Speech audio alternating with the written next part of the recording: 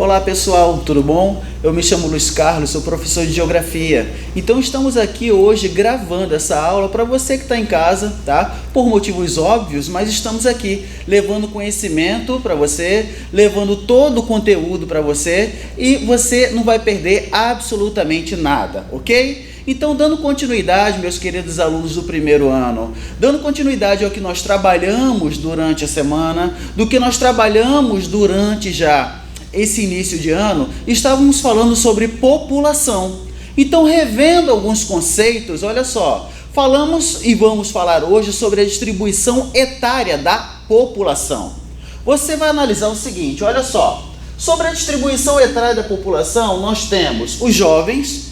Então, de acordo com o IBGE, quem é classificado como população jovem? Todos de 0 a 19 anos de idade. Adultos de 20 a 59 anos de idade. E idosos a partir de 60 anos de idade. Olha só, revendo alguns conceitos, tá? Dentro desse processo do espiral de conhecimento que nós já vimos anteriormente, você vai lembrar o seguinte, o Brasil, no passado não muito distante, lembre, sitezinho do IBGE, aquela movimentação, animação da pirâmide etária, no passado não muito distante, o Brasil era um país classificado como jovem. Sim, o Brasil era um país jovem, porque você vai lembrar de um período que foi o processo da explosão demográfica. Muito bem. Onde você vai lembrar, inclusive, que a taxa de natalidade, a taxa de fecundidade, ela era bastante elevada. Então, se a taxa era bastante elevada, você observa que a quantidade de jovens era muito elevada. Ou seja, nascia-se muito. E aí, com o passar do tempo, eu falei até para vocês sobre a famosa escadinha. Estão lembrados da escadinha? Então, vamos relembrar. Eu falei para você o seguinte, sua avó teve quantos filhos? Sua mãe teve quantos filhos? Então, na maioria das famílias, se você for observar, a escada ela vem sendo decrescente. A bisavó teve um número de filhos, a avó teve um número menor, a mãe teve um número menor e vocês terão um número igual ou menor de filhos que seus pais tiveram. Então, esse período a gente já começa a falar que foi um processo da transição demográfica, onde, nos dias atuais, nós temos um país, um Brasil, majoritariamente adulto, ou seja, de 20 a 59 anos de idade. Essa é a maioria, tá, da distribuição etária da população brasileira. E voltando mais uma vez para a pirâmide, analisada pelo site, né, pelo IBGE, futuramente, o Brasil será um país de idosos, a partir de 60 anos de idade.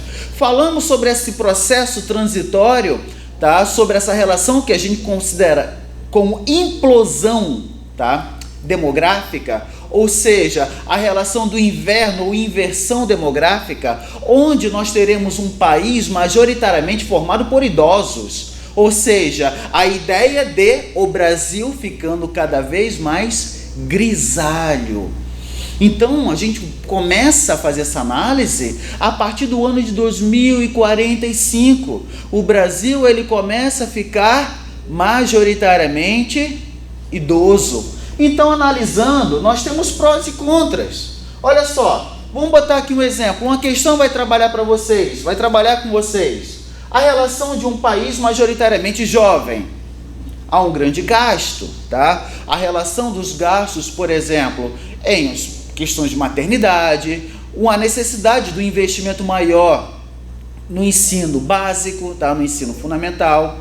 Tem a necessidade, inclusive, do Estado ter que gerar muito mais empregos, porque senão esses jovens farão parte de uma classe, tá, de desempregados. Então tem que ter toda essa estrutura. Se você tem a população adulta, o que você tem? Um saldo demográfico. O que é o saldo demográfico? Quando você tem uma população economicamente ativa superior à população economicamente inativa. Vamos falar sobre isso futuramente. E o que nós trabalhamos em sala, quando você tem majoritariamente um país idoso, quais são os problemas? Vamos lá. A gente falou sobre a necessidade de uma reforma previdenciária. Falamos também sobre o aumento dos gastos geriátricos, a saúde voltada para essa população de idade mais avançada, essa preocupação. Tanto é que inúmeros países hoje, o que eles estão fazendo a curto prazo? A curto prazo é recebendo imigrantes, jovens e adultos, obviamente, né, com a mão de obra qualificada, que nós definimos esse movimento migratório como fuga de cérebros. Muito bem. E a médio e a longo prazo, criando políticas, tá? Incentivando, ou seja, políticas natalistas, incentivando as famílias a terem filhos. Falamos, dando exemplo sobre Itália, dando exemplo sobre França, a política recente, inclusive, de Vladimir Putin na Rússia. Então, há todo esse processo. Inclusive, já no seu segundo módulo, ele começa a trabalhar, gente, através da ideia da pirâmide etária. O que é uma pirâmide etária? A pirâmide etária é um gráfico que vai representar a distribuição dessa população por idade. Lembrando o seguinte, olha só, dentro dessa pirâmide etária, nós temos aqui, ó, isso aqui é chamada de base. Então, a base compreende a população jovem, ok? Então, anota aí, ó, essa parte aqui é a base. Então, essa base representa uma população jovem, ok? Essa pirâmide etária, por exemplo, é característica de um país subdesenvolvido. Por que, professor, nós temos aqui um país subdesenvolvido? Porque nos países subdesenvolvidos é onde a taxa de natalidade ela é maior. E aí você vai me perguntar, mas como é que eu posso observar que aqui eu tenho uma alta taxa de natalidade? Pela própria base, gente. Se a base é larga, significa dizer que eu tenho um alto número de jovens. Consequentemente, eu terei o quê? Uma alta taxa de natalidade. Subindo um pouquinho, nós temos o que nós definimos como corpo. O corpo da pirâmide etária. A quem representa o corpo da pirâmide etária? A população adulta. E já o ápice, chamado também de topo, representa a população de idosos, acima de 60 anos de idade. Então repare, olha só como é a pirâmide etária de um país subdesenvolvido. Você tem uma base larga, ok? Ou seja, muitos nascimentos, natalidade lá em cima, e quando você olha, preste atenção na expectativa de vida dessa população, uma expectativa de vida baixa. Ou seja, você repara que o ápice ou o topo, ele é composto justamente por uma população que vive pouco. A expectativa de vida dela é baixa, característica justamente de países pobres, países subdesenvolvidos. Gente, se você for pegar aí no site do próprio IBGE ou no seu material que você vai ter acesso, você vai reparar que essa pirâmide etária aqui, ó, era característica do Brasil na década de 80. Sim, na década de 80 nós tínhamos ali um alto crescimento vegetativo, uma taxa de natalidade muito elevada, que fazia com que essa base ela fosse larga, e uma expectativa de vida, o quê? Baixa. O número de idosos, baixo. Agora, por outro lado, essa pirâmide etária é uma pirâmide etária de um país hoje desenvolvido, tá? Hoje é característica de um país desenvolvido. Lembrando que, relacionado às fases da demografia, os países desenvolvidos estão sempre à frente dos países emergentes e subdesenvolvidos. A projeção é que o Brasil atinja uma pirâmide etária dessa, majoritariamente formada por idosos, a partir do ano de 2050, ok? Quando ele vai atingir essa forma de pirâmide etária, ok? Onde, inclusive, como nós já falamos sobre isso, existe um ciclo. Você nasce, cresce, envelhece e morre. O problema é que em muitos países, o índice de pessoas que estão envelhecendo e morrendo está sendo superior ao número de pessoas que estão nascendo. Esse é um problema que acaba gerando esse déficit demográfico, onde eu acabo diminuindo a população economicamente ativa e aumentando a população economicamente inativa. Então, a partir daqui, você pode reparar até um ponto interessante, o seguinte: há uma linha divisória onde você tem a distribuição do público masculino e do público feminino. Bem, mas qual é a questão básica aí, gente? É que hoje nós podemos observar que a mulher, ela possui uma expectativa de vida maior do que o homem em diversos países. Em diversos países. Aí entra a relação do seguinte: quais são os fatores, além, de determinados cromossomos, repetições, dos cromossomos, como já tem agora recente pesquisas sobre isso, mas também existe a relação da vida levada pelo homem e a vida levada também pela mulher. Você pode reparar, por exemplo, nós destacamos sobre isso, que o índice de homicídios é muito maior no público masculino, que a população carcerária é maior no público masculino, a vida é desregrada através da utilização intensa de álcool e também do tabagismo é muito maior no público masculino. No público feminino existe? Sim, existe, mas numa fração menor. E em relação também ao cuidado com a saúde, Como falei para vocês, geralmente a mulher, ela tem um cuidado maior com a saúde do que o homem. Então a mulher hoje, ela é, dentro, por exemplo, pegando a nossa sociedade brasileira, ela é maioria, ou seja, majoritariamente a população brasileira é formada por um público feminino que inclusive vive mais. Mas nem tudo isso traz a questão social. Qual é a questão social? Olha só, o maior domínio do sexo feminino, maior expectativa de vida, mas, gente, hoje ainda há a contínua busca por igualdade das mulheres no mercado de trabalho. Há uma pesquisa, infelizmente, um dado estarrecedor, que fala que a possibilidade da mulher atingir o mesmo patamar salarial de um homem está para meados de 2080. Só para você ter uma ideia, hoje, exercendo o mesmo cargo, um homem com grau, superior, com ensino superior, e a mulher com ensino superior, o homem, ele tem um ganho de 60% a mais. Quando eu falo um ganho de 60% a mais, queridos, eu estou me referindo à diferença salarial entre o homem e a mulher exercendo o mesmo cargo. O mesmo cargo. E como nós falamos, inclusive, durante as aulas, eu falei para vocês sobre o novo conceito de família, colocado inclusive pelo processo civil, que era justamente a relação do novo conceito de família. Hoje nós temos uma quantidade muito alta de mulheres chefiando lares.